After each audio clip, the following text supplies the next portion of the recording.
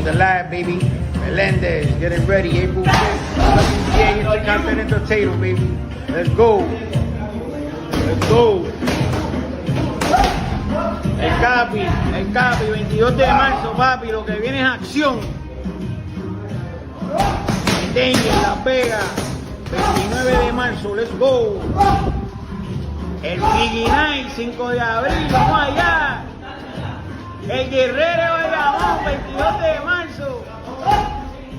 Y mira que está ahí, Zayas, al Choli, 12 de abril, vamos. Vamos, cacique, ponlo ready, ponlo ready. Ponlo ready.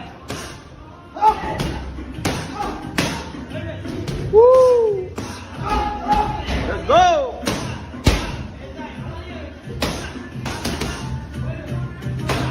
Vamos allá, Draco, dime algo.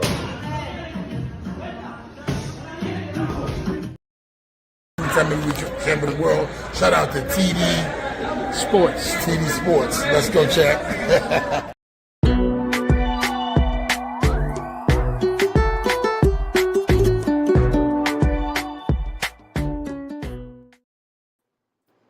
What's good? What's good? What's going on, YouTube? How's everybody doing tonight?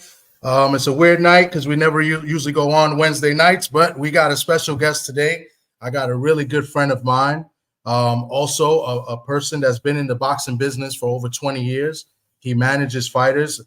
We had him on last year around February. I believe it was February of last year as well. I'm here to introduce my guy from Real Fighters, Ricardo Figueroa. What's going on, Ricardo? How's everything, bro? Going on, Tom. Thanks for having me once again, man. Thanks for your time, and look forward to chatting with you again to catch up on some stuff. Absolutely, absolutely, man. It was good to see you. You was there in the Garden this past Friday. It was a nice card there in Madison Square Garden, the Hulu Theater. Great catching up with you. It was good to see you. It's funny we missed this fight that we wanted to see the most. But we didn't expect it to be a short night. And that we're talking about Juanita Lopez, but explosive pro debut. We're real proud of that young man. Know him very well, from his father, a really good young man, and I hope his career just continues to blossom. Yeah, yes indeed. So let's get into it. I mean, last year we had you on and we was talking a little bit about Shadi and some other fighters, and things didn't go the way you wanted them to go, but you guys still been working and building, and tell us about that experience and how's life been the past year. Yeah, well, man, listen, we were leading up to a great opportunity, a great moment. And you're talking about Chevalier was fighting for a world title eliminator against Andres Cortez. We were really confident going into the fight, and unfortunately, man, you win some and you lose some, and we took an L that night, and it was very a very humbling experience. We were cruising along, top 4 in the world, and we came crashing down, and that's part of what people don't see in the background of the sport. The ups and downs. It's not easy, man, and as you can see, you have to keep grinding, you have to keep fighting, and we started off on the wrong foot, but boy, did we close out strong this year. We just came back, and we finished off the year, spectacular. Roman with one of the biggest upsets of the year. He beat Jaleel Hackett. All the fighters kept developing. Chevalier came back, got a win after that loss, and we're working, man. We have 10 guys, and everybody's hungry. Everybody's trying to reach that stardom, man. We just keep working, man. We keep working. Yes, indeed. And so after we spoke, we went right into Shadi. Shadi had that fight and that title defense in the Garden. But ever since that, he's been doing well. He the birth of his son, right? And he had a bounce back victory, and he's got a fight coming up, right? He's training right now. 22nd, we're back at it. He still has an amazing pro record. He's 21-2 with 16 knockouts. He's still top 15 in the world. It's just, it's back to positioning. when you fall at that level, it's a hard way up, but he's willing to do it. We made some changes that we feel is going to be for the better. No excuses. But we changed our strength and conditioning coach, with which we felt was a factor in that fight. We took the fight confident, knowing that, not taking away from Mr. Cortez, but our kid we felt was better than him. It just wasn't our night. So we made a few changes, and we're coming back stronger and better than ever. Absolutely. Tell us. You was telling me some stories about Shadi and another guy that I know that does YouTube content with boxing, and he's Puerto Rican as well. I'm referring to Cano Loco. If you guys don't know who Cano Loco is, but he was still one of the first ones to tell me it, and you co-signed it, that Shadi's one of the most popular guys in Puerto Rico, like as far as fighters are concerned. Well, let me tell you, Chevalier, after that loss, his next fight was in Puerto Rico, and I've been doing this over 20 years, and when you talk about a guy that can sell, Chevalier is a guy that can sell. He's coming off a loss, a devastating loss, and let me tell you, man, his next fight, he ordered his tickets, 200 plus tickets, and he literally showed up with the money to pick up his tickets. His fan base did not turn on him, and they want to see Chadi back on top. So he's charismatic, loved by his people, and he's gonna be back, man. Like I said, it's a tough sport, but the tough survive, and he's a tough guy, man. He never quit. Like I always told you, Chevalier, he's a guy that you want to admire and respect, because you want to call him a black horse of the sport. He's a guy that they never gave him credit in the amateurs. He's not the most physically impressive man. He's just tall, slim, but he has a heart and he has a set, man, that comes second to none. And that's why I love and I admire him, and I'll always be on his side, by his side, because this is the kind of fighter that you want to work with. He fears no one. He just wants to get in there and perform for the crowd. Yeah, he's a great, entertaining fighter. He comes to fight every fight.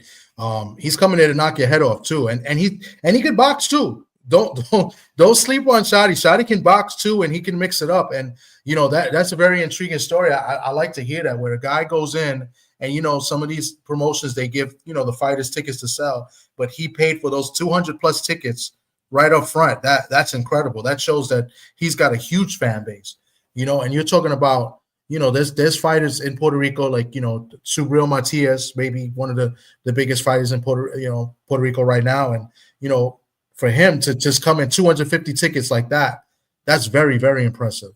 The hand, whoever walks in and orders online, so yeah, quite cool to promotion. I'm very thankful, with them. They picked him up.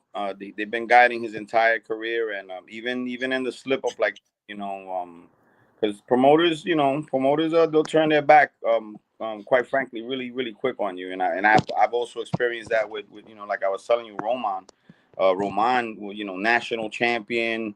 He was one fight away from being an Olympian. He lost to Lester Martinez in the last round to be an Olympian. And DeBella signed him, big signing bonus. And unfortunately, this is boxing. He took a loss to a real tough, undefeated kid in New York. We fought at the Barclays Center. We fought the kid named Cesar Francis.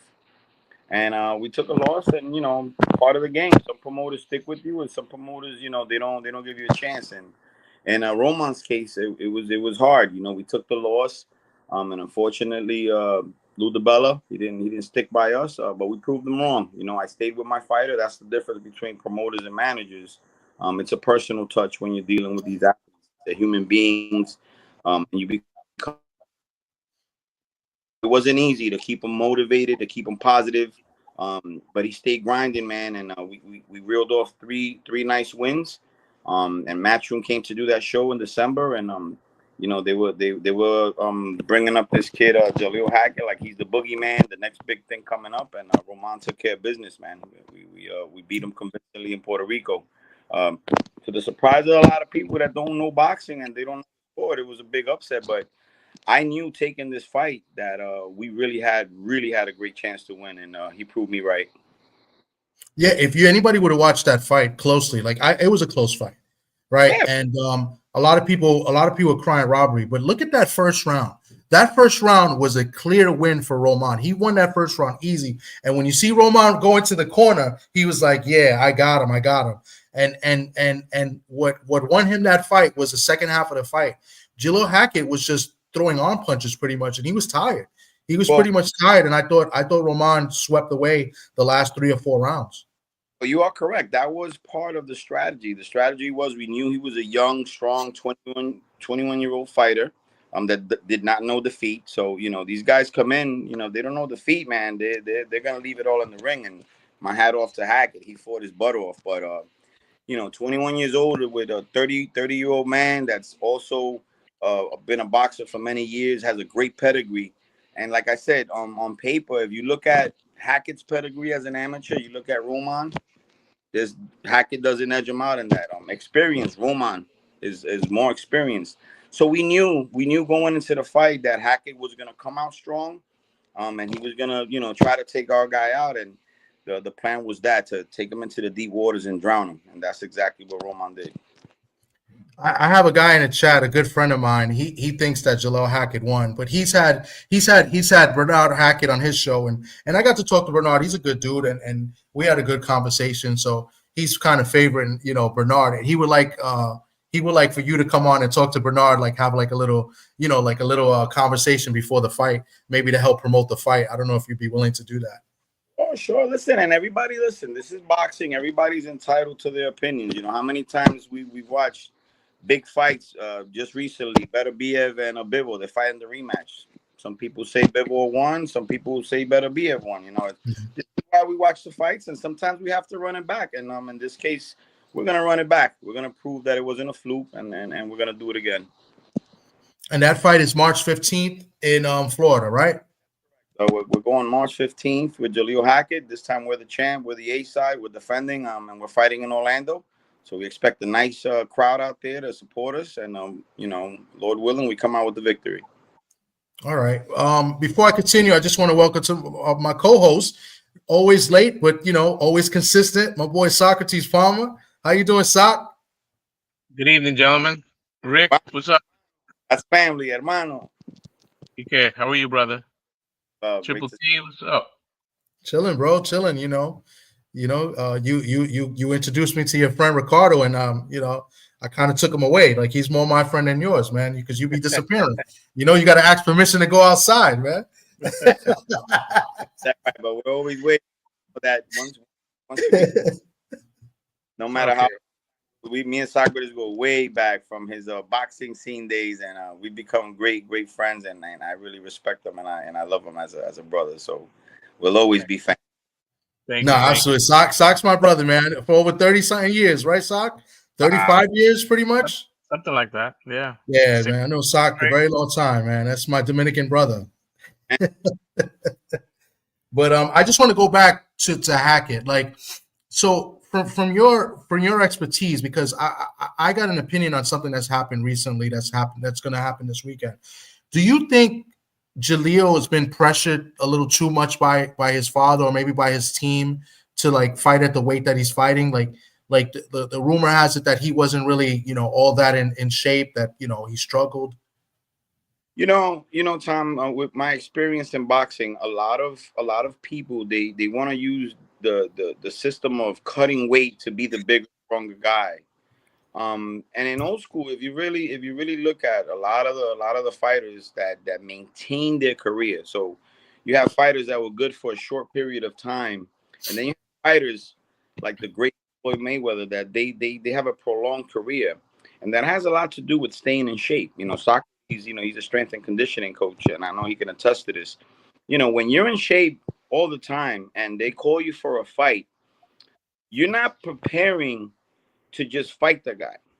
You're basically using all that you have already leading up to that training camp, and you're using that to your advantage, skill-wise, preparing for the fight, as opposed to just trying to cut weight and making the weight. A lot of these camps, these guys come into camps, 25, 30 pounds, even 40 pounds over the weight limit that they intend to fight. And that tactic is, like I said, is used a lot, thinking, all right, well, we cut all this weight. We come in the day of the fight, we'll outweigh the other guy 10, 15 pounds. And sometimes it works. Sometimes you see the big size difference in these guys. They balloon up. They look huge. And like I said, you know, if you're strong and you got a good punching power, you can take some of these guys out. But when you're fighting a guy that's in great shape, that's been preparing, regardless if there's a fight or not, you're in for a long night. You know, that to me is a difference that has a lot to do with longevity. If you notice, a lot of these fighters, they end up slurring, they ended up punchy, and that has a lot to do with cutting weight to prepare for their fight. So, again, like you said, perhaps the young man and his team, their method is, you know, hey, let's cut all this weight and be the bigger, stronger guy. But you know, in our camps, we don't practice that. If you saw the video earlier, you know, you even mentioned Barreto. He looks like he's ready to go. He's March 22nd. Santana, 9th. Even Chevalier, he's in shape. You know, kid Melendez, he goes April 5th. He's in great shape already. Juan Zayas, April 12th. So all our guys, you know, they're 10, maybe 10, a few, maybe 10, 12, 15 pounds top over the weight limit. So, you know, we believe that, you know, these fighters have to be in shape. You know, we have to be in shape. And it's not just to get that call and get in the ring. It's when you get that call, you already have, you know, half the work done. You're not starting from scratch. Exactly. I just got one more question. We'll let Sa go just on kind of like the same topic. I just read one of the comments. CDK says cutting weight isn't healthy. Floyd and Manny stayed in great shape and close to weight. And let's see what else here. Devin Haney used to look like he was a skeleton from cutting weight.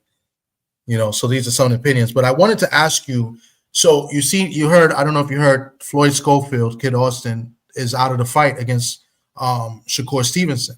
Now, in my opinion, now everybody has opinions, and it looks like they pulled out and didn't make weight. But I kind of thinking a little bit more to it, and I could be wrong too. What do you think, first of all, what do you think of the whole situation? And then my opinion is I think that Floyd, Kid Austin, has been a little bit pressured too much by his father. I think they put too much pressure on him, and I don't think the kid was totally ready, you know, and I think the kid probably had an attack. I think he had a panic attack, kind of like type. Very possible. Very possible. Yeah, that's my opinion. I think he had a anxiety attack. That's just my opinion. I don't know what do you think?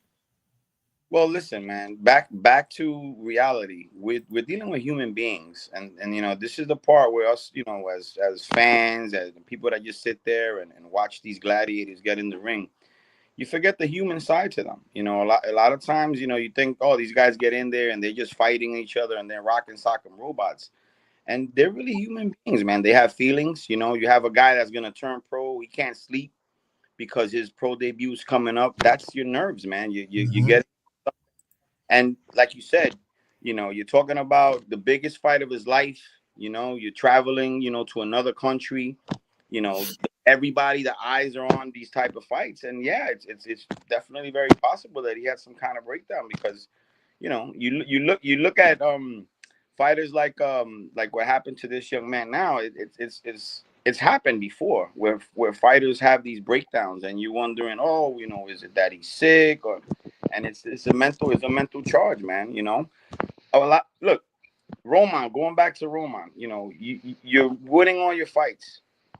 You lose one fight, man. You lose one fight, and it feels like everybody turns on you. You understand? So why do I continue to do this? You know, they when he was interviewed before his fight, you know, he touched on, you know, maybe I'll do this another year. That's from heartbreak, man. You have guys that have done this their entire life, and because they lose one fight, man, you know, promoters, fans, you know, oh, this guy sucks. This guy don't have it.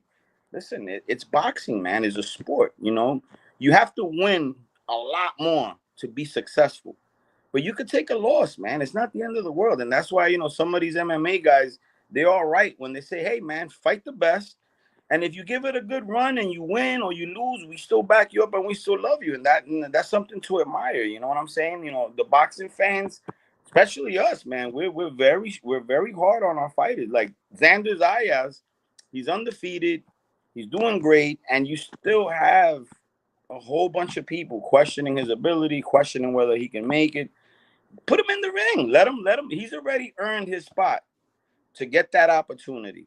So give him the opportunity before you deny him the fact that, you know, if he has it or not. And it's like we're so judgmental, you know, as fans, and we sit here with a beer in our hand, and like back to like I said, you're dealing with human beings with feelings, man. You know, so the mental part is something that I work on constantly with my fighters. I'm constantly working on them to keep their mental health in the right shape, because it's very important to keep them positive, keep them believing in what the goal is.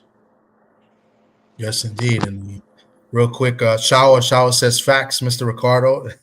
Right? She I think definitely agrees. we're missing And Tom. it's funny. I mean, we've seen on big stages when people are not in the best mental state. I mean, we remember Arthur McCall. He had that breakdown against Lennox Lewis. You know, I love uh, him, man. Absolutely. it's happened. And that's just because I mean we I remember because it happened to HBO. I think we just saw that last Friday. We saw that Friday with Big Baby, man. That kid wasn't there mentally in the corner. He was broken, man. He's talking Yeah. back in the corner. I don't want the body. I don't want to get hit with elbows. You know, Bradley was all over him, but go back to the mental state of that fighter. He was not locked in for that fight, and that's back to what you're talking about. Yeah, that was he that part when he said he didn't want to hit, he don't like hitting elbows. That was crazy. And then he immediately walked out after the fight. Yeah. I mean, but that's a guy that's been documented to have, mental problems.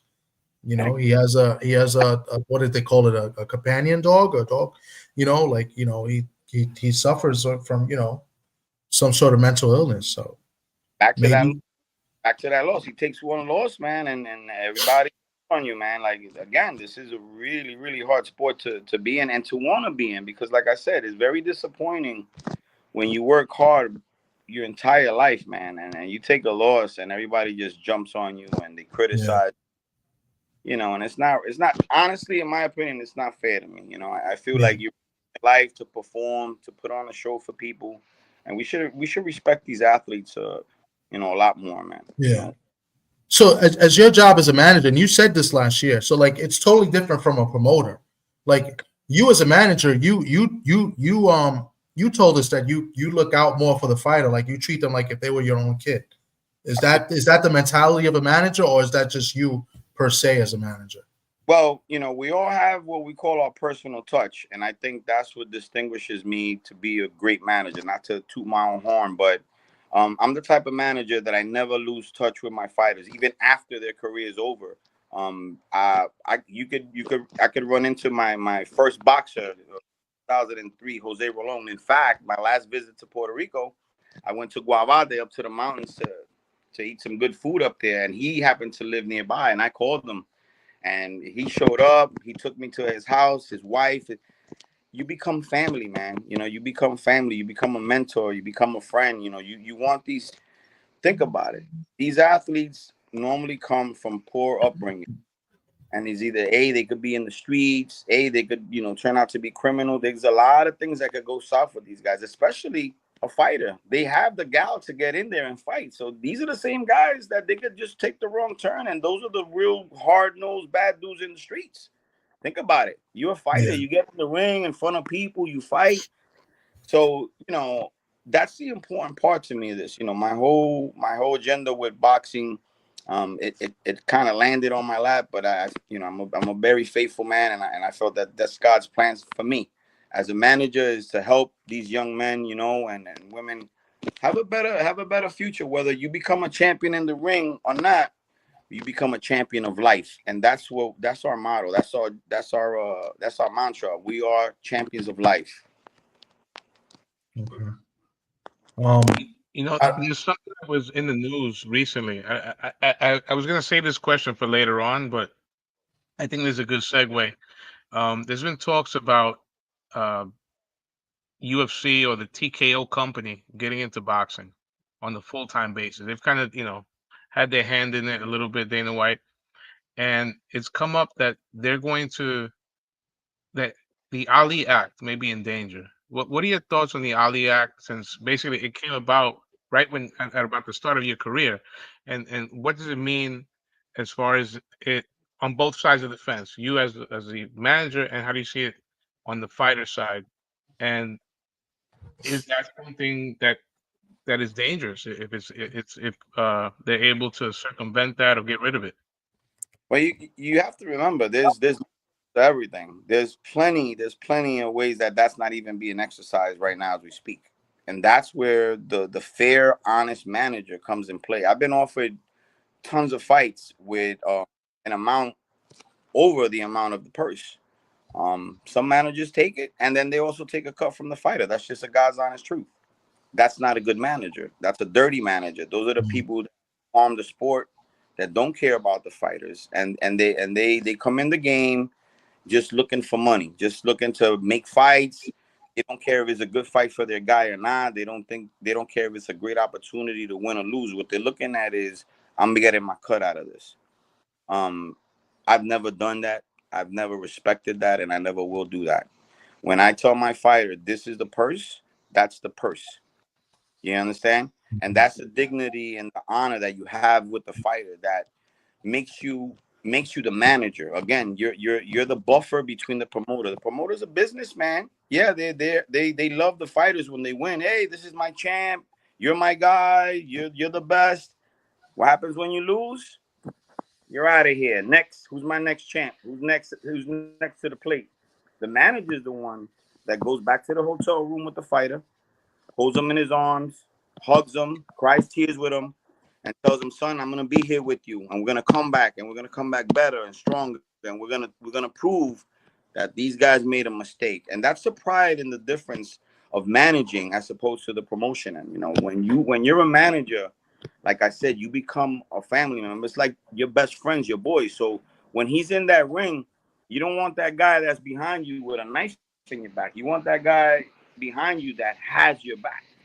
And that's what a good manager is. And that's why, I've been able to stay in the game for so long. Even though I respect that too. It's not like, you know, you become, it's not that you're a bad guy or you're hard to deal with, is that it's reality. Sometimes you agree with the promoter, sometimes you don't. You have to find a happy medium that actually works best for your fighter. You're looking for your fighter's interest always whenever you go into any type of negotiation for them. So, have you ever had any bad experiences with promoters? Well, my bad experience is again, you have a fighter that he's winning, and you take a loss, and that those are the worst experiences to me. That I feel that these promoters, that human side kind of dies out. With years, I'm sure, of them doing shows and doing things. And granted, there's some fighters that they're not as appreciative as they should be. Like I said, we're dealing with human beings. Yeah. My experiences are more, I feel like, when you do your work and you bring your fighter to the event, you sell tickets, you promote, you do the best you can, and if you come up short, I feel very disappointed with some of these promoters when they just turn their back on not just your fighter but on you, because you build relationships based on your fighters. So Yeah. I'm a stand-up guy. I respect the promoters. I work closely with them. But it's very disappointing when your guy takes one loss and these promoters they turn their back on your guy. That hurts me a lot, because back to the human side, you know what I mean? It's a sport, guy, and if you lose a fight, it's not the end of the world. But a lot of fighters take one loss and they disappear. They become obscure because of that. People turn their back on them, and that hurts me the most. I'm like, this guy is a great person. He's a great fighter. He took a loss, man. Why are you making it like it's the end of the world? And that's the part where the mental part, back to what we're talking about, where I feel that I'm key to my athletes, that I keep them believing, because I believe in them. I'm like, look, we're gonna be all right. We're gonna get back. Chevalier, we're gonna come back. Roman, we're gonna come back. And this is what we choose to do. And you have to stand by it. And there's a lot of pride in this. So when that happened to me, several times, a couple of times with my guys, I'm gonna prove you wrong, and I'm proving them wrong. Roman is a great case. I proved Mr. DeBella wrong. You turn your back. The reason why I'm talking like this is because it didn't happen just with one fighter. It's happened with several fighters. Like, I had 3 in the DBE, and their combined record is insane. It's like 45-3. Yet every time those guys took one little loss, they get cut. And that's hurtful. It really is. It really is hurtful. Yeah, that's a shame, and it's messed up. It's how you fight. It's how you lose. You know, if the guy just has an off night, you know, tip your hat. You know, but so there's that gray area. You know, it's, you know, like you said, you know, the loss doesn't define the fighter. It's how you go in there, how you perform. You know, if you know that the guy left it all in the ring that night, you know. Right, So but you know, Socrates, you as a strength and conditioning coach, sometimes you have a bad camp. Sometimes you take you know, they'll call you and they say, "Hey, we got this guy for you," and you think you have enough time, you think you have enough, you have a great camp. right, You get weight drained, and you go in there and you just nothing's coming out, and you're like, "Wow, this guy used to look amazing, and he looks like crap tonight." Back to right, what we're talking about. Are you just gonna say it's over for you and never give him a chance again? Or you're gonna say, you know, kid, let's give it another shot because I've seen you do a lot better than this performance that you had. Let's balance it out. If you look good in 20 fights and you look bad in one fight, then maybe you just had a bad camp. Or right, maybe that guy was just a little better than you that night. You know, back to what we're saying. It's sports, it's entertainment, and this is these guys' livelihood. So the moment you cut them and you turn their back on them, like you have managers like me that then I have to come out of my pocket and I'm willing to do it. I'll go get on a promotion show, we'll pay that opponent, we'll get sponsors, and we're gonna keep grinding and we're gonna get back on top. You know? Mhm. So you know, again, it's a gray area with that. If you have a fighter that, you know, obviously looks shot, then I'll be the first one to say, kid, you're looking hurt. I don't want you to get hurt. Let's call it a day. Let's do something else. You know? So, you know, that's what we're talking about. You have to have an eye for what you're seeing in that ring. Even when they get out of the ring, you know, how they talk, how they look, back to weight cuts. You know, if you look at these fighters that have, you know, over the years done drastic weight cuts, you see how they end up, man. Their careers end up really shot. So, you know, last year when we spoke, we actually we focused on Shadi, right? Because his fight was coming up a few weeks after we did the interview. But you gave us a list of fighters. I clipped that video and I put it out there because I wanted people to know that this last year you did mention these fighters, and now those fighters are picking up steam. I'm gonna just cut to the chase. You got one fighter that you spoke about last time and how you discovered him, and who we all think is going to be a star, maybe a superstar. He fights at the featherweight division. We're talking about Juan Santana. Tell us a little bit about Juan Santana, and he's got a fight coming up as well. And I believe he's fighting under the top rank banner. Yeah, we're you know, so we discovered Yang in the Dominican Republic. He he couldn't get out of the island. You know, that's another thing people don't realize, all the things that, you know, some of these athletes have to go through. So you have an amazing talent just hidden there. And during COVID, Cotto Promotion, because Puerto Rico was one of the first places to close and the last place to open, actually. So on the island, we were really affected by this. You know, we took the biggest hit in the actual sport. You know, we closed first and we opened last. So boxing was dead in Puerto Rico. Cotto Promotions decided to go to the Dominican Republic to not only look for talent, but to actually give work to their fighters that they already had on their roster. So, you know, we're doing shows out there. My partner Dave McWhorter, who happened to pick up Yang Santana in nationals, he said, Ricardo, we have Yang there. You know, help me with him. Let's see what we could do. Cotto, I said, Cotto's gonna go to DR. We could get on the show because of my connections. We can get on this show, and we could showcase his talents. And literally, it took one fight. As soon as that kid got out the ring, Miguel Cotto said, "I want that guy. That guy is special." The roster, they signed him right away. Well, we did 2 more fights in DR, and you know, my camp in Puerto Rico, we have a great camp with Emilio Lozada as my head trainer. He was trainer of the year in 2023, you know, and he earned that because of the amount of fighters that he trains that are quality fighters. And it's worked out great. Yan Santana is focused. He comes to the Dominican Republic. He leaves back to the sacrifices. So this young man has a wife. He has 3 children, and he leaves his. He locks himself up in a little room that we have, you know, nice little camp, but it's a camp. It's not a 5-star hotel. It's a gym. It's a camp, and we're there to work. And back to the mindset. So when Santana leaves, I tell him, time to hunt, young man. We're gonna go hunt, and you're coming home with your prey. You're coming home with that bag so you can feed your kids, and that's his mentality. So when he leaves his family, he goes full focus boxing. I'm a lion. I'm gonna go hunt, and I'm gonna bring that prey back home so my kids can eat. And he's 13-0, 12 knockouts. We've already performed at a great stage under the big lights with Top Rank. He won two big fights for them, and they love him. So they're on board with him. And March 29th, the Jan Santana era is going to continue to grow. Where Okay. is where is that fight? That card? In Las Vegas, Okay. it's going to Norman undercard. He's fighting Cuevas for the WBO welterweight title. Okay. So Yeah. I think Shushu's on that card too. correct. So that's interesting because they're same division, Correct. right? Same division. So Shushu and Jan, and I don't know if we want to go there, but we spoke about it a little bit. But you believe Jan is going to take over that division, right?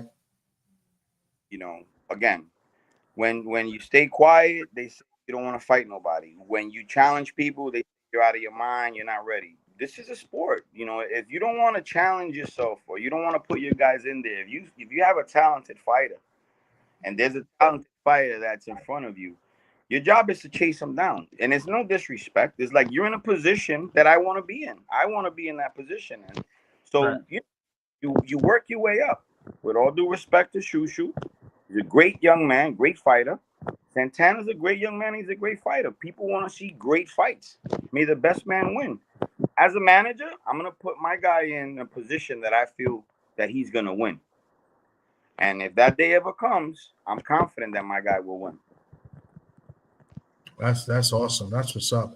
If anybody, I'll play the video again after we finish with the interview, but that he's in that video warming up. If anybody wants to see Jan Santana, he's one of the fighters in your gym in Monterrey, right? That's in Bayamon, right? Correct. It's in Bayamon, Puerto Rico. Puerto Rico. So okay, so that's pretty awesome. And he's with Miguel Cotto Promotions, right? Miguel Cotto Promotions, and as you know, these promoters, with time, they do co-promotions. As you develop the fighter, the Cottos develop him to a stage, and obviously, Top Rank is one of the, if not the biggest promoter in the world. And he's at that stage where they're showing interest in him, and that's what we're working for. I told them, you're gonna come to Puerto Rico, you're gonna train with us, you're gonna start fighting in Puerto Rico, we're gonna build your career.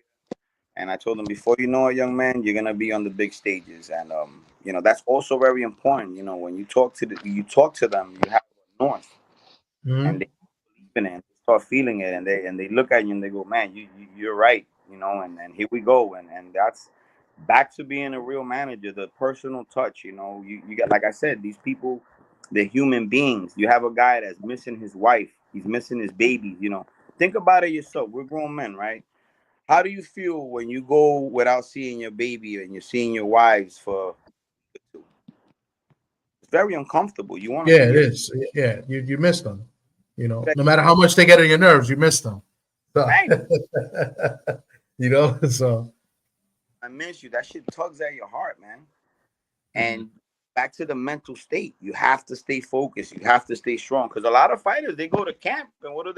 They go hang out. They get meet people. They get dragged out, and then you see it in their performance. You're like, oh, this guy isn't training. Yeah, because he's going to a camp to bullshit. Go to a camp. It's because you're leaving your family. You're doing something for them. So you can't cut no corners, man. You can't go to bar. Now, this is real stuff. You can't cut corners in this sport. It's very unforgiving. And I like what you have in the gym there, because you got all your fighters pretty much there, and they're all working together pretty much. So like, it's not like they kind of keep an eye on each other, if you think about it. So to keep them on their toes. The brotherhood is like a battalion in the army. Grab each other by the sides and they push. Let's go, and then you go, and then I go, and you go. You So you can see the else Oh, that goes down in that gym. I mean, it's really high quality stuff, man. You know, you could just sit there and think you're at a great pro event with the level that we have in that gym. You have the Juan Zayas, 118 pounder. He's 11-08 knockouts. Christian Barreto, the captain of action. He's 135 pounds, 12-0, 9 knockouts. You know what I mean? And just the fighters that are in there, it's top notch. So the competition is really up there. So it's friendly competition, but iron sharpens iron. yeah. So it's a great camp. And of course you have the island with just a ton of great fighters. So mix and match gyms, they come to our gym. So we have a really good thing going on right now. It's Okay. You broke up a little bit. I don't know if you might have to come back out or go out and come back in. I was gonna ask you about one other fighter. I don't think you mentioned yet, but are you with us or I don't know? Can you hear? Yeah, you might have to come out and come back in.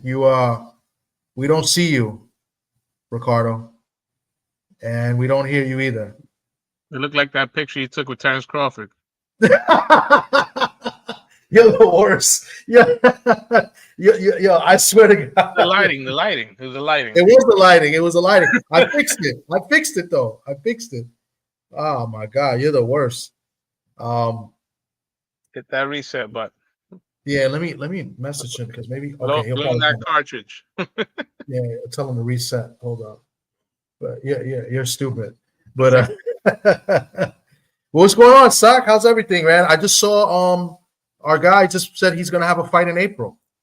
Did you see that? I mean, you would know. You work with him. April the 11th, the Melrose of Facio Falcone Jr. returns. Yes. Yes. Very excited to get back in the ring. He's never out of shape. He's a gym rat. Yeah. You really you have to you have to burn his gym bag. He just doesn't stay out of the gym.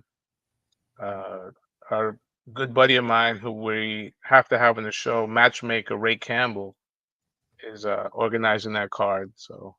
Oh, Ray Camp. Oh, that's what's up. Okay, Yeah. and then I got to meet him a few weeks ago at Keep Cologne's fight. Right. Thanks to you, of course. Yeah. So that's awesome. He's been very busy. We were trying to get on the Saddam Ali return fight, but it was a little too short notice. Yeah, that's in a couple of weeks, I think. Yeah, in a couple of weeks, but April 11th. Maybe next week. Actually, I think it's next week. Actually. Yeah, but April 11th is great. It gives us enough time to cut whatever little weight we need and sell tickets. Sorry about that, guys. I got cut off over here. Sorry about that. It's all right. It's okay. Just want to make sure. So go ahead, Sox. Sox just talking about Ofacio just made an announcement like he's going to be back in the ring. Well, yeah, Rick knows Ofacio. He was at the gym today. Yes. April 11th, hopefully back in action in the Melrose Ballroom in Queens. Oh, that's great. What banner is he fighting under? As of right now, he's independent. He's fought under, on shows, but he's not officially signed to any promoter. I meant the event. Whose event? I don't know. All I know is the matchmaker is Ray Campbell. It's April 11th. I think. I don't want to give misinformation, but I don't know if Saddam Ali has something to do with it. He may. I'm not sure. But I think Saddam Ali fights next week in Brooklyn. I think it is. Yeah, yeah. Yeah, Saddam has his own show going on. Yeah. Yeah, it's a comeback fight. Mm-hmm. So, but do you know if it's a 6 or 8 rounder? Did they give him 8 rounds this fight? I'm not sure. They don't have an opponent yet. Okay, because I know that's something he was looking. He wanted to go up more rounds. So that's good for him. That's good. We'll try to get him on later on. But yeah, Rick. So you was mentioning some fighters. There's one fighter you didn't mention. I wanted to see that I really like. He fights at lightweight. He's a tall lightweight. Wilito Ortiz. He's a junior welterweight. He's 140 pounds. 6'1", southpaw that could box. He can bang. He's a young. He just turned 21 years old. He's a guy to watch out for too, man. He's really skilled fighter, man. He pulled the last fight. A lot of people thought he was going into what would be his toughest fight against a fellow undefeated young man, and he blanked him. He just 8 rounds of total domination. So we were very happy and impressed with that victory. Yeah, he really impressed me that last fight.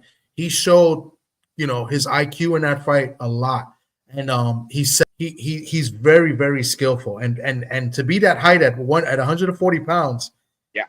that's pretty great, So and he has the he's a mean fighter too, so I like him a lot. He has a mean streak to him, and he's back to again. He has this look about him. But again, man, he's a father. I mean, he has a beautiful family.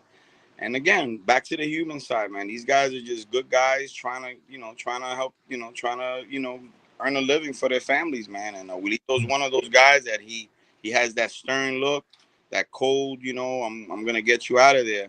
But again, he's a sweetheart of a man, and I'm very proud of him and very happy of how his career is being developed right now. And he goes. Mm-hmm. He's the youngest fighter too, I believe, right? Yeah, he's my youngest fighter. He's signed by Matchroom. They picked up on his talent very early on in his career. Daddy Yankee, man. He's we all know he's a global superstar, and he's his favorite fighter. Like literally, wow. You watch me fight, you're gonna see Daddy Yankee sitting ringside, and he's there for him, man. He goes to see him, and he doesn't care who the main event is. He's there for Wilito. That's awesome. That's good. That's good for him too. That's good. He's gonna get more exposure too. So that's awesome. And then you have another fighter, I believe, is a school teacher. There's that Juan Zayas, right? Juan Zayas put his school teaching career on pause, Okay.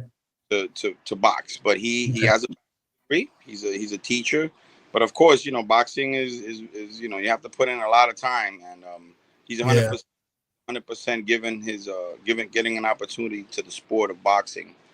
But he's also a great face for the sport. He's smart. He speaks well, and we also need that breath of fresh air, because a lot of people just think that boxers are just these street guys that they don't have an education and they just go in there to fight, and they're mistaken. Back to again, there's a human side to these athletes that a lot of people don't tap into. All they see is just a guy punching up there, and they don't see the human that's actually up there, that's risking his life. As we know, we just had a passing of a young man, God rest his soul. They're risking their life, man, and that's, as a manager, that's kind of like the saddest part again of the sport, is how people can easily turn on these athletes and not give them credit for what they do to entertain us, to get in the ring and to risk their life, and that's, like I said, that's the saddest part of me, the sport, that people need to have a human side to them, because it's so easy to turn their back on somebody because they lost, you know what I mean? And to me, as a manager that I've been doing this for so long, and that's what hurts me actually the most, man. It's you can't give up on them. They're human beings. They have feelings, and they're there to entertain us. Let's give them props for that. A lot of people talk about a B-side guy. Oh, he has these losses. He's earning a living, man. He's going in there. He's testing some of these young guys, and sometimes they'll beat the A-side guy. They're there to work. They're there to work. Yeah, absolutely. This has to be like the strongest stable you've ever had, in terms of top quality guys, Rick. How do you feel about that? I mean, because you paid your dues, and you got your roster is stacked. Humility aside. Well, and thanks for saying that, Sagar, because I'm very proud of the work that we've put in to get to this point. Back to our experience, we've been doing this over 20 years, and I went back to grassroots. My fighters, most of them, 95% of them, they've been with us since they're young kids, amateur. So we went back to just developing, and and kind of like, let's go grassroots with our guys. We pick the best talent from our gym. We see what they do, and then when we go pro, you better believe that there's something good there. I'm not saying they're all gonna be world champions, but when you fight one of our guys, they're gonna be in shape, and they're gonna fight. It's not gonna be a walk in the park for anybody when they fight our guys. Out of all the fighters you had, how many did you have your have since the amateurs? Right now, 7 out of the 10. Yeah. So it's a system. I mean, it's like, I mean, all other sports, they have a system. I'm sorry. No, it's like any other sport. Like you start building a system. There's a way. You know, this is how we do it at Real Fighters. You know, I remember back in the day they would say in baseball the Dodger way. Mhm. It's you have a school, and Well, and part of the development, back to what I was mentioning of the mental state, is when you're working with these athletes. You know how they say you can't teach an old dog new tricks. If you want to sign guys that they grew up somewhere else, and they have other people in their ear, it's kind of uphill. And I learned that during the game. Sometimes somebody they'll recommend me, yo, this kid is great, you should look at him, sign him. You do that, and you're dealing with the kid, you're dealing with their fathers, you're dealing with their uncles, you're dealing with all these people that know the game. They know they got the next world champ, and they know boxing better than you. But then why do they need you if you know so much? And I've Mhm. encountered that plenty of times where, they actually, please give me a chance, look at my kid, work with me. You get to working, and then they're looking at you like they don't need you anymore. You know what I'm saying?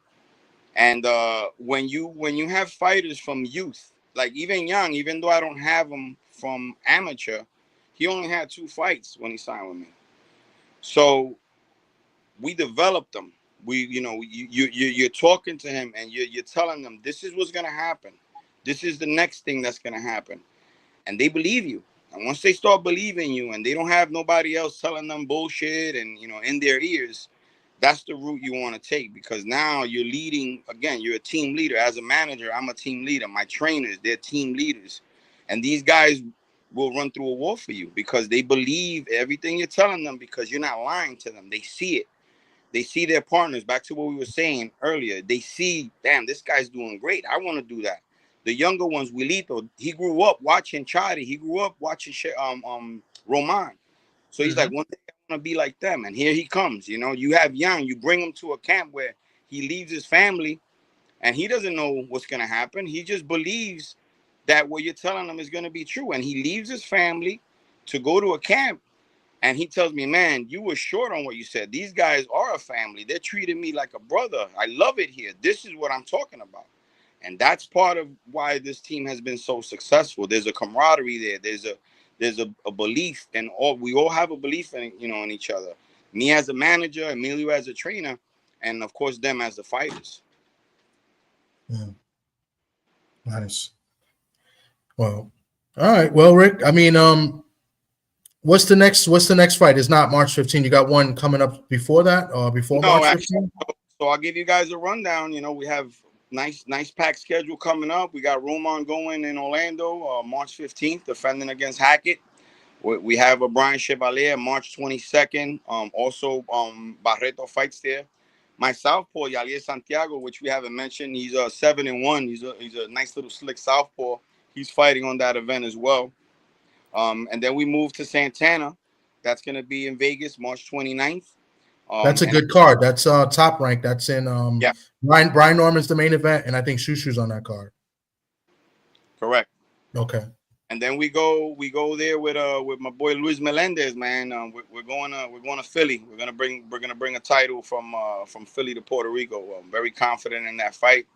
Luis Melendez, he's got a story too, because he was that his pro debut was like knockout of the year or something like that, like one of the sick knockout, and then he got a bad loss, I think, after that. All right. So what happened with Melendez? He was originally from our gym, from a youth. He was, in fact, we always felt like he would be one of the best fighters coming out of the gym. His family moved to Florida. Him as a young man, of course, he's a kid. He had to go with his family. He won like all the tournaments you could win, Sunshine Games and everything in Florida. And he went pro. He went pro under Rivalta. They signed him over there. Uh, Hmm. so he developed his career under their banner. And back to what we're talking about, he took a loss. Early in his career, it was like one of those 4-round fights. Anybody could lose a 4-round fight, man. That's why you want to get them out of the 4 rounders as fast as you can. Get them into the 6 rounders. Yeah. Uh, But you know, he went on a nice hot streak, and you know, he took a close loss, a split decision on Showtime, and there you go again. You know, then all they offered him was just uphill fights, short notice, and he started feeling used. He's like, you know, you're calling me with 2 weeks. Of course, I'm gonna take it. I need the money, but you know, I know I'm not preparing properly for these fights. You know what I mean? I don't have the time. When you become a B-side fighter, and they just throw you in there back to the money grab, it's hard to win those fights. You know, and he got frustrated, and he even thought about not boxing anymore. And he came to Puerto Rico, and he went back to his original trainer, which is Emilio. He sat down with him, and he says, you know, I know I have a lot left. You know, I'm still young. I'm very hungry. I want to come home. And Emilio brought him home. He started working. Of course, they called me and said, Rick, man, you know, I see what you're doing with all these other guys. I want to be a part of this team. You know, would you manage me? And I said, I gladly take you on, and it's an honor. And again, I got him a nice win in December. Literally that weekend, December 6th, he won, and December 7th, Juan Zayas won, Roman won, and Wilito. So we closed out the year with 4 wins. Back to how we started the conversation. So you guys were on fire. We lost with Chevalier in February, but we kept grinding, and in fact, I'm being spoken about like manager of the year here in Puerto Rico. A lot of the blog pages, work and my groundwork. I'm considered the manager of the year in Puerto Rico in 2024. Oh, that's awesome, man. I hope we get that. You deserve it. You know, you're one of the hardest working guys I know. Thank you. Know what I'm saying? That's what's up. Yeah, it's you know, it makes you proud, and again, not giving up, man. Believing in yourself, believing in the fighters, believing in your project. And here we are, man. You know, 20-something years later, we're going strong. Great fighters, great team. You know, and you know, I just can't wait to see what the future brings. Okay, that's what's up, man. Ricardo, man, it's been a pleasure, and it's always great talking to you. It was great catching up with you this past Friday. That was awesome. You got to bring us I know I got to speak to him. You let me speak to him, but Juanita, man, I got to get him on, man. Well, that's what happened. We missed him because I brought him to the gym. As you know, a lot of the great Puerto Rican fighters and Socrates, you know, that's our gym. Bronx has been there since 1977. And with my connections and the people I work with, you know, Miguel Cotto has trained there when he came to fight in the Garden.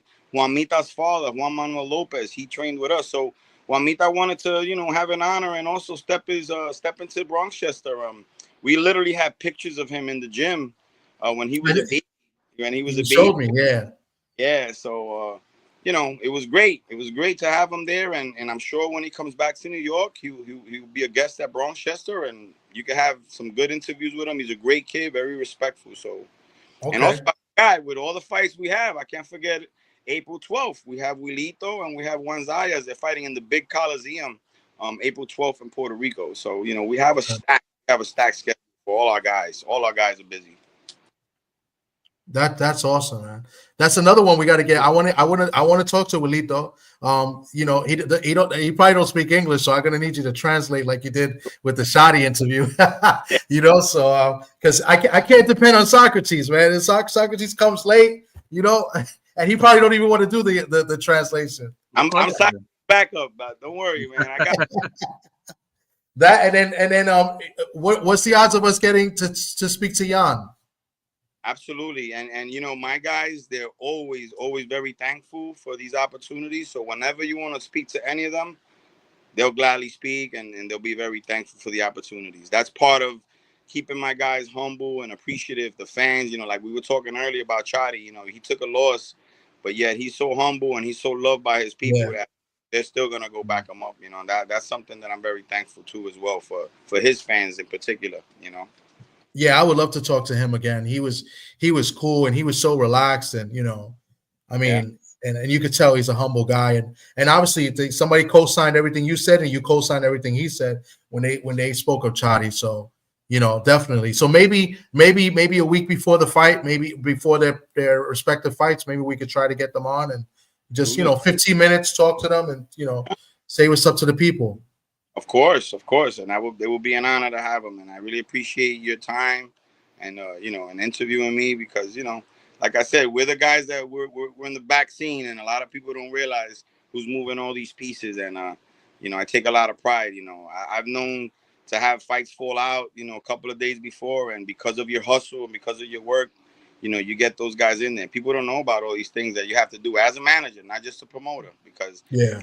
have their matchmakers, but they can't do it all on their own. You have to work. You have to help them. You have to make sure that your kid does get in that ring. You know what I mean? And then that's, you know, back to being a manager. It's you have to call people. You have to matchmake.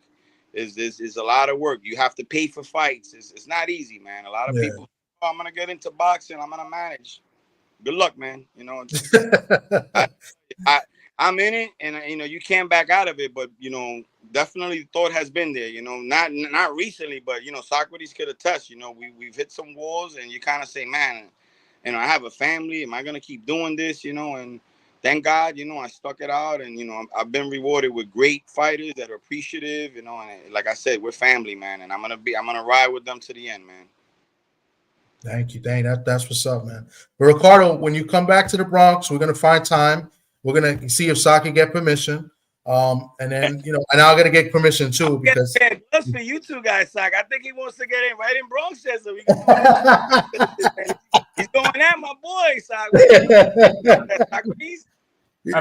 I do this because I gotta go through the same route too. I gotta ask permission too. It's not automatic. So you know, we all veterans of that game as well. You know what I'm saying? So you know what? We do have great ladies in our lives that they know this is what we love and they support us. And I'm also thankful to take a moment to our wives and our ladies that they support our dreams and they you know, they work with us too, man. Because without them, you know, and that's also happened with fighters, man. They'll meet somebody that's just not for the sport. They don't support it. And Angel Suarez is a good example of one of my fighters. He lost his pro debut.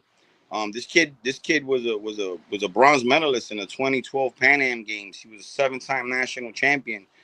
He got clipped in his pro debut. Promoter turned his back, and man, let me tell you, I went on a tear with that kid. We beat Titus Williams. We beat Maxwell Ortiz from Puerto Rico. I mean, he went on a tear. And unfortunately, he met a young lady that just didn't seem like she believed in the project, and she made it really hard for him to go to the gym. And you know, the rest is history, man. He just walked away right in his prime, you know.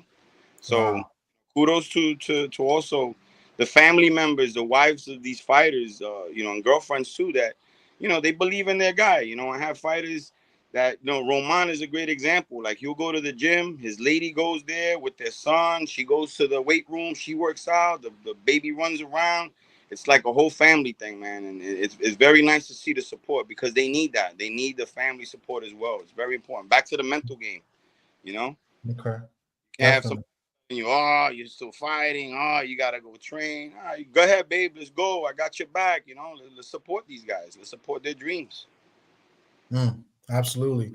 And that reminds, speaking of Roman, we'll try to do that with Hackett, and maybe we could try to do that, being that we have a connection with him.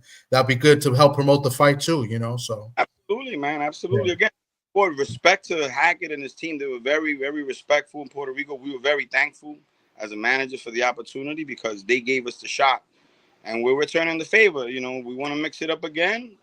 They think they could beat us, and I feel like we're gonna beat them again, and that's how you make fights. And it's all it is a sport, and may the best man win, man. This is what we do.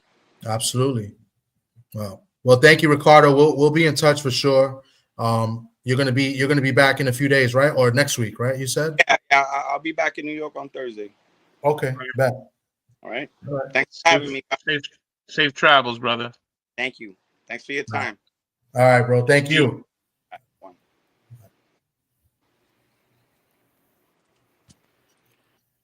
That's Ricardo Figueroa, good friend of ours. First good friend of Socrates. And Socrates introduced me to him, and I met him after we did the interview. I met him in person at the Garden when Shadi fought Cortez. So you know, good guy, and you know, he's a manager for over 20 years, and I feel like it's good to bring him on the show, and you know, instead of having fighters and coaches, and you know, from his aspect as a manager and how it works, how the game works, and you know, his experience. And I feel like this is good to help build the sport of boxing and what he has to go through, and explaining what fighters have to go through as well. You know, so thought this was kind of educational and helpful in some ways, and it brought a bright light to some of his fighters as well. He's got some really good fighters, talented fighters. Of course, the one that a lot of people mostly know is Juan Santana, but he's got a couple others. Roman just had a big upset in December, beating Jaleel Hackett. Nobody saw that coming, but as you heard him, they expected to win, and they went out and they showed out and they won that fight. So, and it's great to have guys like that and to share these stories, to help build it, not only the channel, to build the sport of boxing. Absolutely. I mean, it's a real team. I mean, we see the guys that get in that ring, but a lot of work goes into just even getting a little spot on the club show. It's a real team effort, and I'm glad that Ricardo, it's his time. He's a real decent human being. And I think 2025 is going to be great for him and his fighters. I can't help but notice, our background. You had an eventful night last weekend at the world's most famous arena, Madison Square Garden in New York, New York. Talk to me. How was it? What stood out the most? Give the viewers a little synopsis of your night out in the town. You see, Shah, he is really a good guy, and he's such a good guy that we missed a fight. So we was, I went to touch base with him, so I knew he was going to be there at the fight. So I got there by the second fight, by the Jared Anderson fight. I saw the Ali Walsh fight in the car on the way there with Ofacio. Being Ofacio, I took a ride with Ofacio to the Garden, but it was a great event. Then I caught up with Ricardo, and I met up with him after the fight before, I think the Rohan Polanco fight. And then I went to go see him because we thought that the Juanita fight was going to start at about 10 or 9 o'clock or whatever time they said. So then we went, and he was with a friend of his, and we was talking, hanging out, and then we went to get a beer. And when we went to get a beer, as soon as we got the beer, the fight was over. We didn't even know that they came out. So Juanita knocked the guy out in the first round. So we had to catch it on the replay, which was, but good for him. That was a pretty good experience for him. But overall, the experience was great. I mean, from the press conference to the weigh-in and to the fight, it was good. The energy was great. The atmosphere was great. There was a lot of celebs there, as far as celebrities in music, because Papoose was there, right? What's the guy, the reggaeton singer? What's the guy's name? Oh my God, the reggaeton singer. Sock, help me out here. Yandel. What's the guy? Winston. Yeah, he was there. Yes, okay. He was there. And then you had fighters there. Amanda Serrano was there. We saw Bud Crawford was there. Bomac was there. Obviously, Bomac trained. Clarissa Shields was there. Who? Clarissa Shields was there. Clarissa Shields was there. She was sitting a few seats away from me. She was sitting with Papoose. She was with Papoose. Yes, they were sitting in the same row with me. The married man, Papoose. I don't know about that. It's none of my business. Well, it's not that hard, sir. He's a married man. Okay. And, the Jezebel from Flint, Michigan, running around with a married man. Yeah. Is she popping dirty urine? Is that true? No. What are you talking? Oh no, that was a false. What are you talking about? Nah, that was false. That was she didn't pop dirty. Come on, Sock. That's why I asked the question. I didn't say she did. I'm not a kid. But you know what I did do, Sock? What I didn't do, Sock? I didn't tell Papoose when I talked to him that I was from the Bronx, because I didn't want no problems, right? Because from the Bronx. Papoose is not from the Bronx. He's from Brooklyn. You're right. Remy Ma is from Castle Hill in the Bronx. Right. His wife. That's why I didn't want to say I was from the Bronx.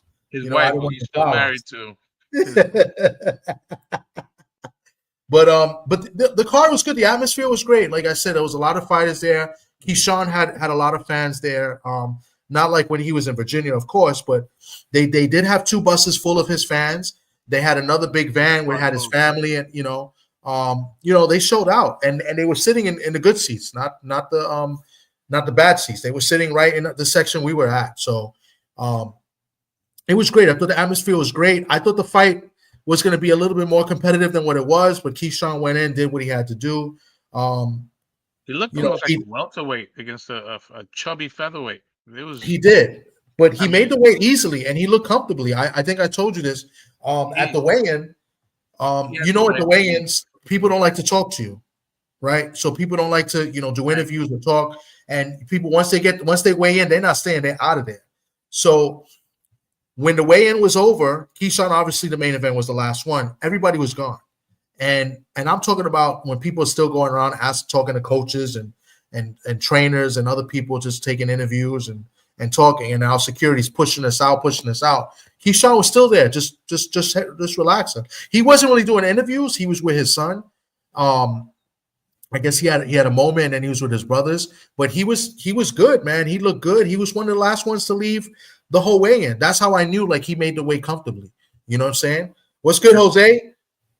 What's going on, bro? We just had a Ricardo Figueroa on. We was talking about his fighters, and I think you know who Ricardo is as well.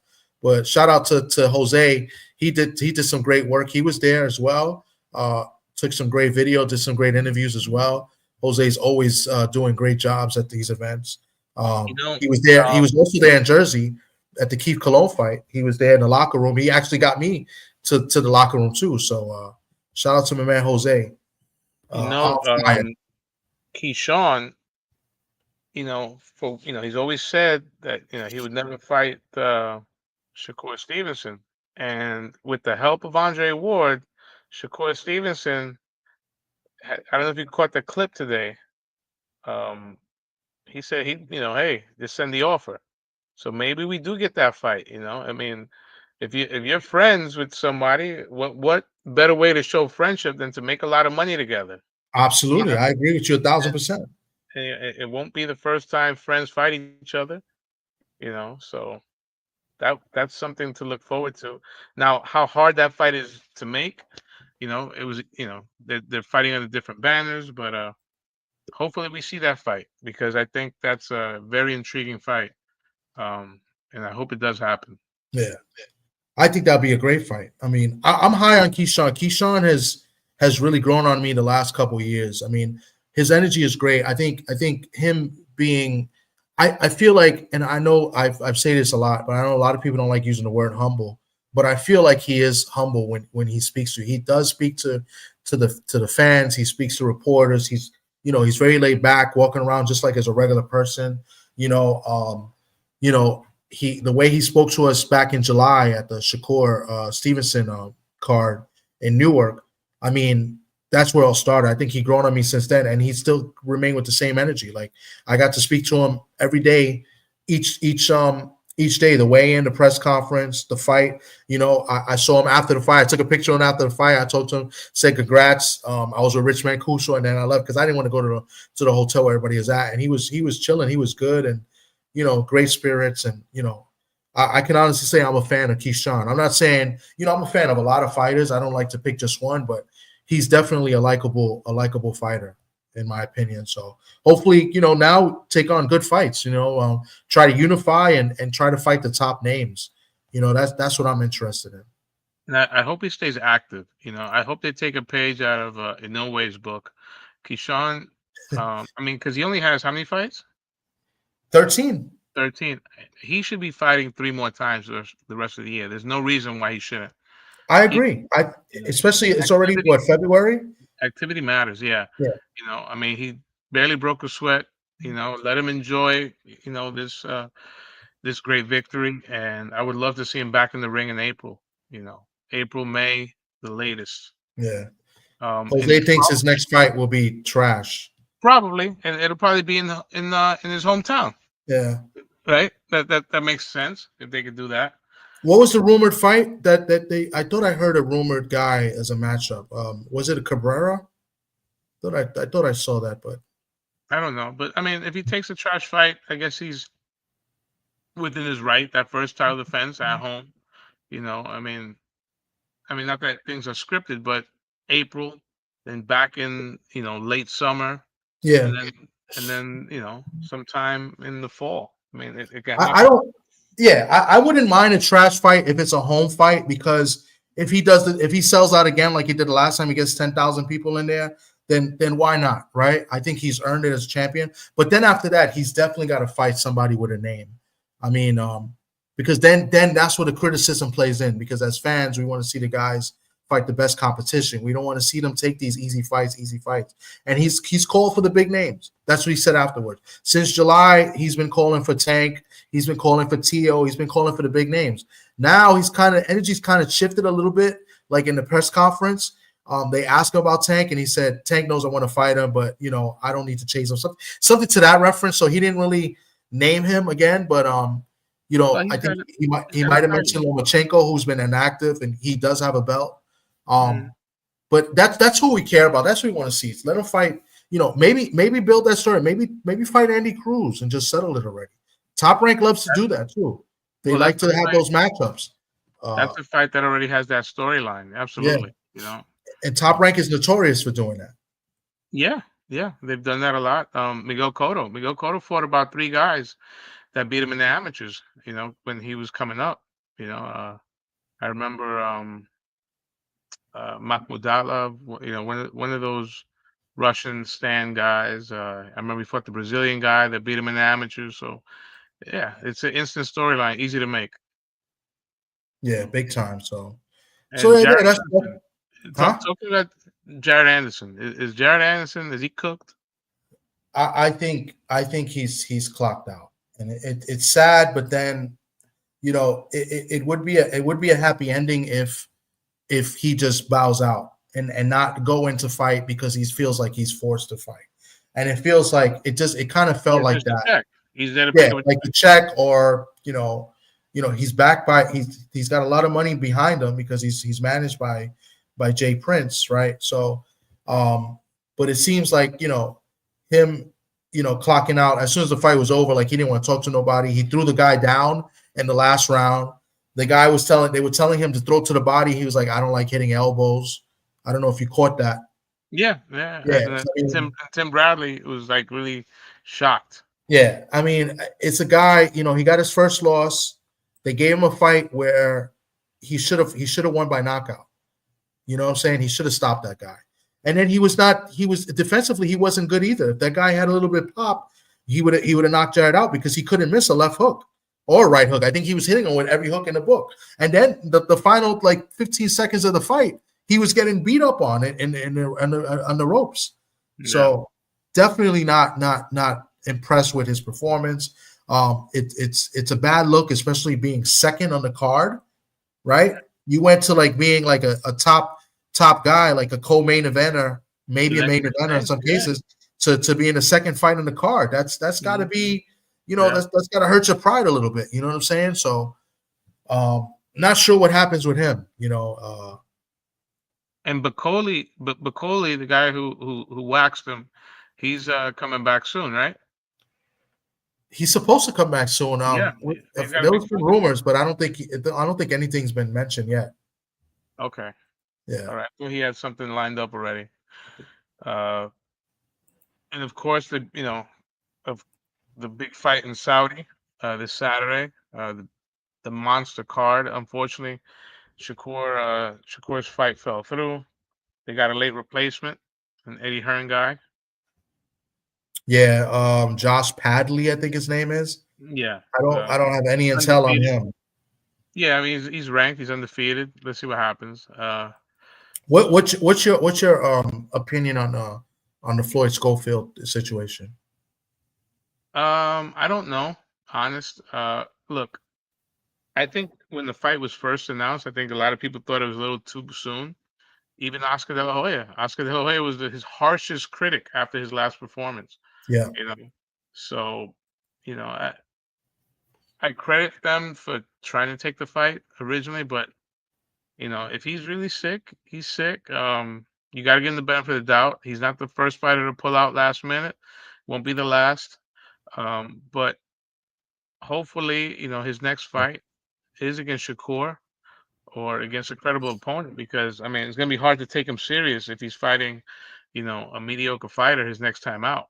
you know, and he's young. He's gonna have to own, you know, whatever criticism comes his way. You know, you're always gonna have people speculate, right? Especially, you know, this is the era of the hate, right? You Yeah. guys, you know, you're gonna have your haters and detractors, and people think that you're full of crap, Yep. you know. But people also have a short attention span.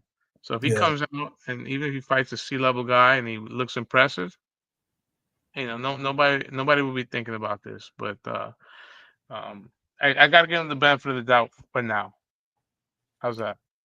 I've given him the benefit of the doubt because I don't want to call people liars and Mm-hmm. I mean you got to be a real kind of a scumbag to put on That's a lot a of stunt. money. Yeah, It's and it's a lot of money a lot of too. money. Yeah, And that was plus, the most he's gonna probably ever get paid for a while too. um, he was and getting I think he was getting to seven make the digits. trip, to make Yeah, the trip out to Saudi, right? Bro, it's insane. yeah, But that whole hospital thing, that the picture and stuff, that was just yeah. I don't know. I given him the benefit of the doubt because I feel, in my opinion, and we ain't gonna know this until later on. I just feel like his father is doing too much. Now, mind you, you gotta appreciate what his father's done to put him in that situation, right?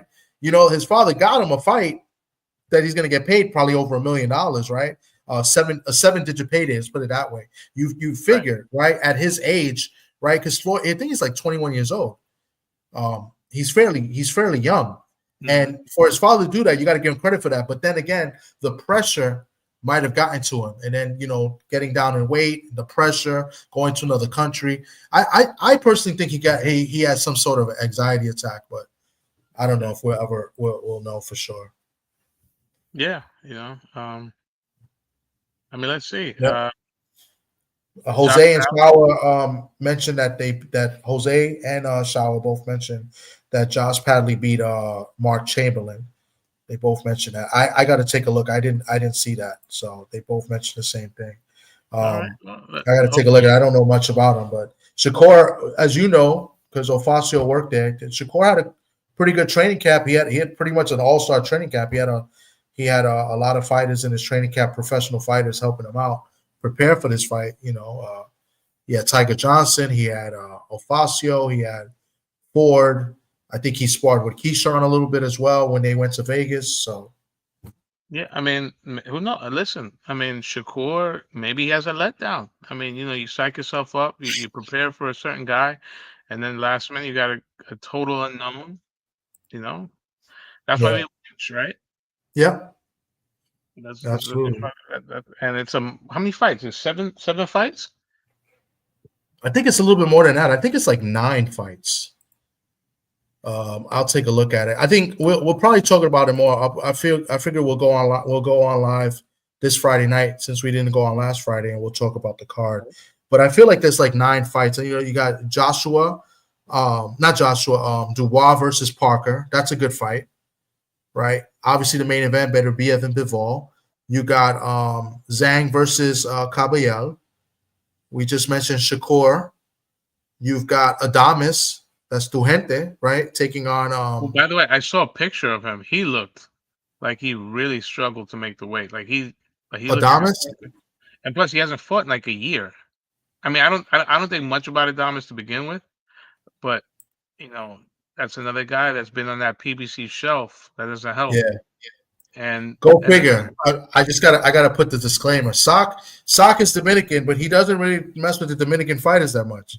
no, that's not true. Actually, I was the You first guy in the media to big ups to Dominican fighters. Juan Guzman, you that know, well that was your guy. Joan Guzman was your guy. I went to Hot 97 with Juan Guzman. I was his translator.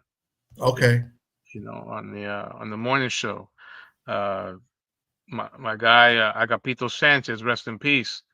Nah, don't say that, bro. I carried the banner for the Dominican fighters in New York Okay. I don't know. before Like Hector anybody, Garcia. You didn't like Hector Garcia. Who's before another Dominican anybody, fighter? before Broadway Joel, before anybody. Before Broadway Joel too. Is he in this chat? Oh, I thought I snotted. Broadway Before Joel. anybody. So what do you think of Rohan Polanco real quick then? Let's see him. You got to step up. He's good. I think. Look, I think it's a pretty good era of Dominican fighters. You got him. You got the kid that I think Top Rank got rid of a little too soon, Elvis. I think he's decent. I think Jan Santana has a bright future. I want to see this guy fight again, Diaz, the one that he looked like he had like a machete in his hand because Shakur kept running away. De Los Santos. De Los Santos, yeah. De Los Santos, yeah. That's the Diaz. I'm sorry. You know, Jose always reminds me about this. Jose always telling you shouldn't pick based on heritage.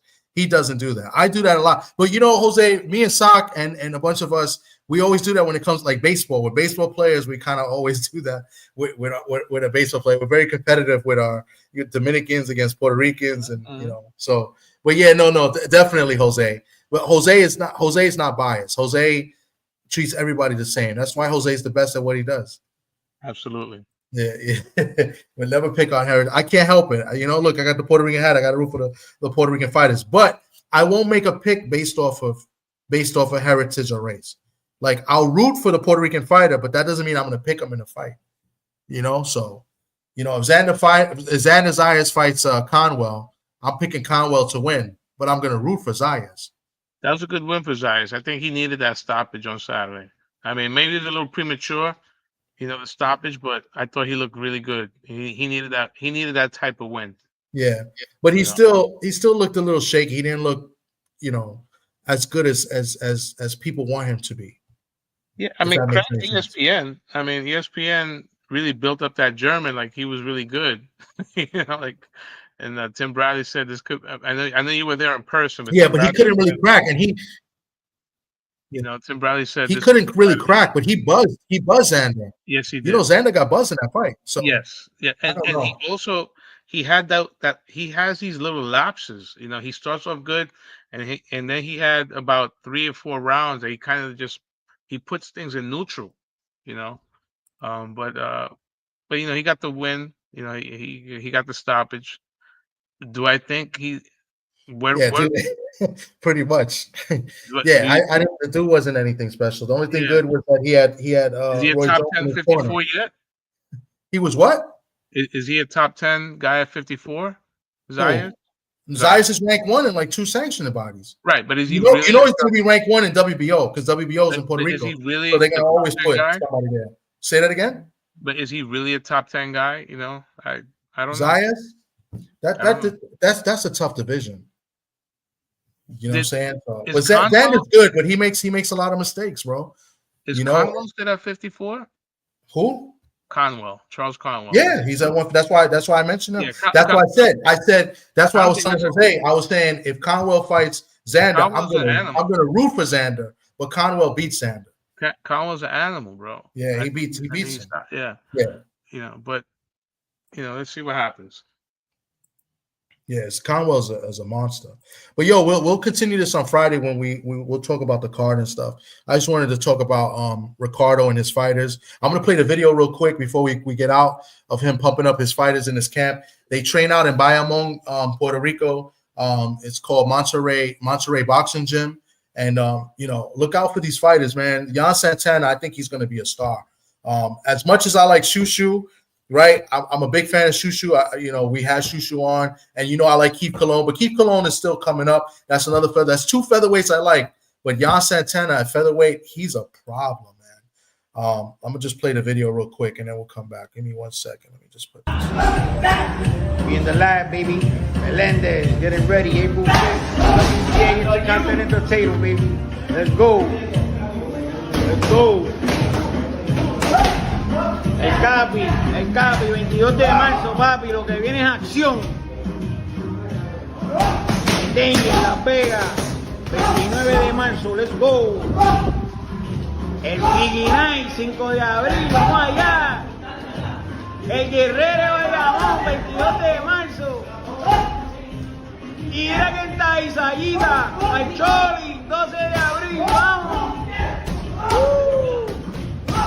Vamos, cacique, ponlo ready, ponlo ready. Ponlo ready.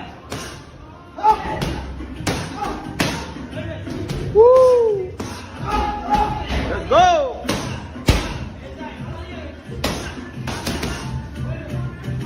Vamos allá, Draco, dime algo.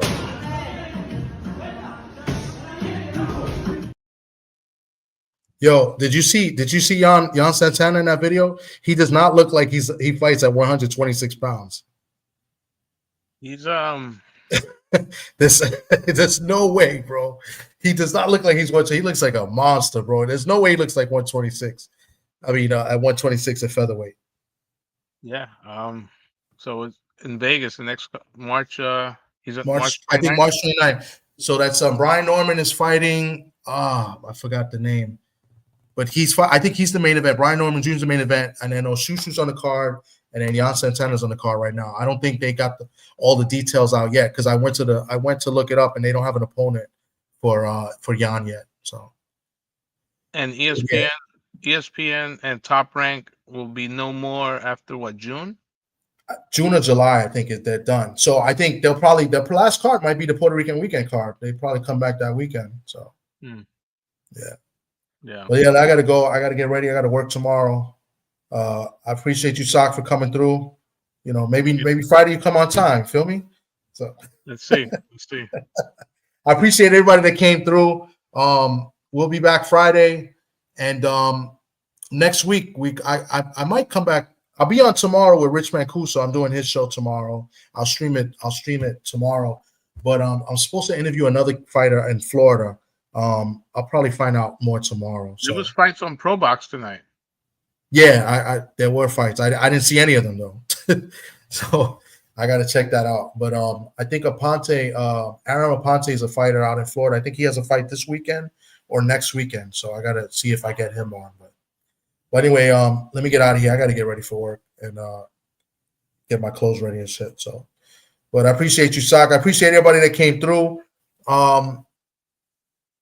Yeah, I got nothing to say. I'm tired, and I hear over here. So, you guys be safe. Have a good night. We'll talk to y'all on most likely. I'll see y'all tomorrow, but I'll see y'all most likely Friday on TD Sports Talk. Salute.